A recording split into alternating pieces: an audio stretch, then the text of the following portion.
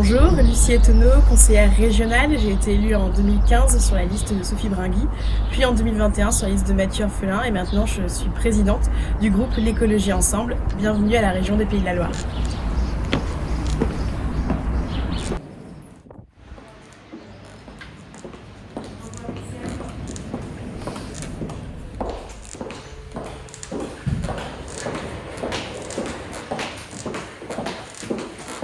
Donc là, le service informatique, donc dès qu'on a un souci avec notre ordinateur, on vient à cet étage-là.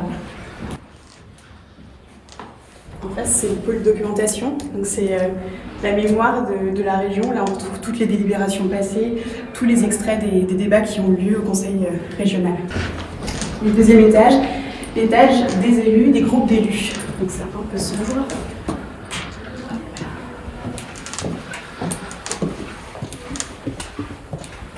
Je vous présente l'équipe avec laquelle on travaille. Le bureau de Martin Péan, qui est le coordinateur du groupe, qui est avec nous depuis 2018 et qui a continué avec le nouveau groupe à la région. Bonjour. Et donc on a un groupe maintenant de 12 élus à la région, ce qui nous permet d'avoir le luxe et d'avoir deux autres collaborateurs. Victor Marion, en charge de la communication, et là qui est en train de mettre en page la lettre d'info suite à la session qui a eu lieu la semaine dernière, le 24 mars. Et Marion Fourrier qui a rejoint aussi l'équipe chargée de mission et qui suit en particulier les dossiers agri, formation, éducation, lycée. Alors on se réunit 4 fois par an en session à la région des Pays de la Loire. Une en octobre, le débat d'orientation budgétaire, en décembre, qui est le vote du budget primitif, une en mars et une en juin, qui est le budget supplémentaire.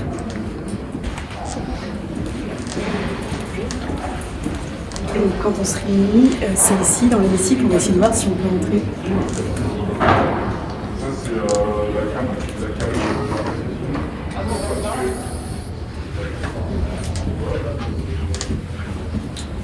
Voici l'hémicycle. Donc, dans un premier temps, notre groupe siégeait ici. Et là, avec les mesures sanitaires, on est relayé un peu en haut.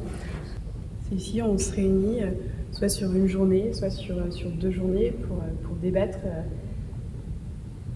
des budgets qui sont votés.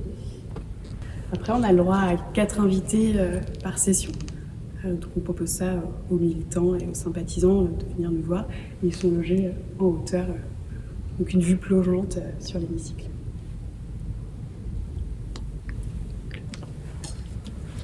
C'est que 4 sessions par an, donc en fait notre travail de conseiller régional, c'est 95% du temps, il est à l'extérieur de l'institution régionale, et le lien avec les réseaux, les rencontres, les réunions thématiques, les mobilisations en fonction de nos commissions. Et donc en fait on passe très peu de temps dans l'hémicycle et il ne se joue pas grand chose ici, c'est principalement à l'extérieur et tout le travail qu'on a pu faire en amont et notamment dans les commissions. Mais les sessions sont un moment sacralisé quelque part parce que c'est là où aussi la presse vient. C'est là aussi nos interventions sont enregistrées.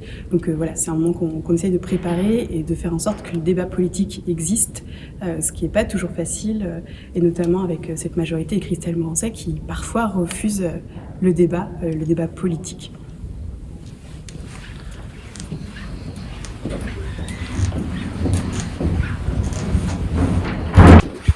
Et donc le 3e étage, on n'a pas été, qui est l'étage du bureau de la présidente avec des services communication et stratégie régionale.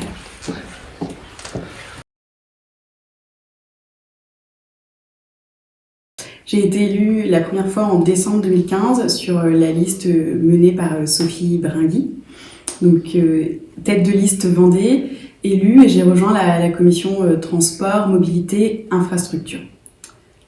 Suite à ce premier mandat, j'ai poursuivi avec un second mandat, à nouveau tête de liste Vendée, aux côtés du pôle écologiste et comme tête de liste régionale Mathieu Orphelin.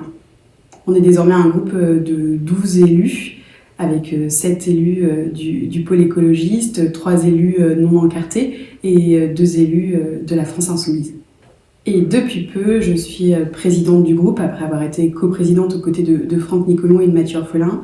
Je suis désormais présidente du groupe L'écologie ensemble. Le conseil régional, il est essentiellement connu pour ses principales missions qui sont le transport et les mobilités, la formation, l'éducation avec la gestion des lycées. Et après, il a une série de compétences. Le conseil régional, il est chef de file sur les politiques jeunesse, il est chef de file de la transition énergétique.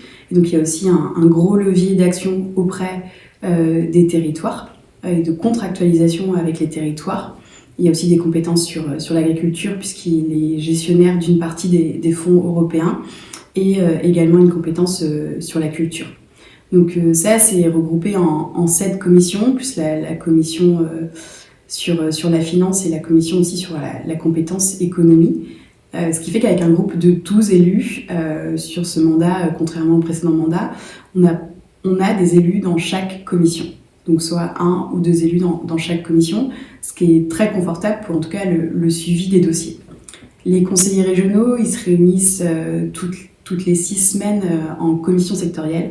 Donc on va recevoir les rapports quelques jours avant et on a une commission sectorielle qui peut durer jusqu'à 2 heures où on va pouvoir poser nos questions à la majorité, soit des questions suite à la lecture des rapports, soit des questions en lien avec les politiques régionales, soit aussi des questions qui vont nous être posées par des acteurs associatifs ou des partenaires qui nous demandent d'interpeller la majorité. Donc on sert vraiment des commissions sectorielles pour interpeller, poser des questions et faire des propositions. Donc ça, c'est toutes les 6 semaines. Et après, on se réunit 4 fois par an en hémicycle où tous les conseillers régionaux siègent. Et donc, on a 4 sessions par an sur l'ensemble du budget. Les élus au conseil régional ont une indemnité qu'on peut qualifier de confortable, hein, puisqu'elle nous permet d'une de reverser au parti, mais deux d'exercer ce mandat d'opposition en ayant une activité à mi-temps à côté, puisqu'après reversement, on a plus de 1 600 €, on va dire net, pour faire ce mandat. Donc c'est un mandat qui nous laisse du temps de faire des rencontres de terrain, de travailler les dossiers, d'être en lien avec les autres élus locaux dans les collectivités, donc que ça soit à Nantes Métropole, à Laval ou avec les élus dans les conseils départementaux, puisqu'on a à la fois une vision sur toutes les politiques de la région en lien avec les collectivités et les EPCI.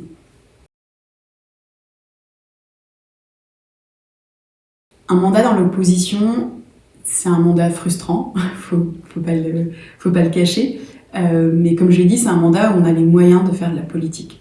On a des moyens parce qu'on a du temps, on a une rémunération correcte pour exercer son mandat, comme je l'ai dit.